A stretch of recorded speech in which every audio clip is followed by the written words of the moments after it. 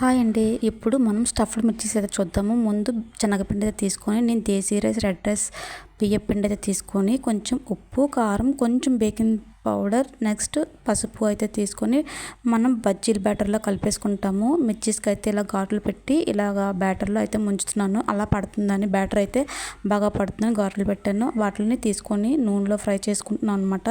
ఈ మిర్చీస్ చూసారా చాలా పెద్దగా ఉండడం వల్ల నాకు గిన్నెలో వేసుకుండే కన్నా మీకు ఒక టిప్ అయితే చెప్పేస్తాను. దీన్ని ఇలా కన్నా ఈ బ్యాటర్ని మనం గ్లాస్లో వేసుకొని సన్నగా పొడుగ్గా ఉన్న గ్లాసులో తీసుకొని దాంట్లో బ్యాటర్లో ముంచి వేస్తే బాగా వచ్చాయండి. ఎందుకంటే ఇలా చూస్తున్నారు కదా, ఇలా అయితే వెడల్పుగా ఉండాలి.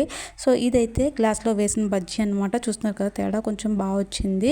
నేనైతే అలాగే వేసాను, చూపిస్తున్నాను చూడండి. కొంచెం ఇలా ఉంది. ఇలా అయితే నాకు ఈజీ అనిపించింది.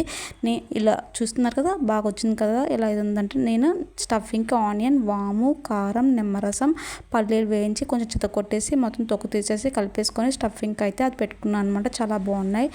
మీరు కూడా ట్రై చేయండి. బాయ్.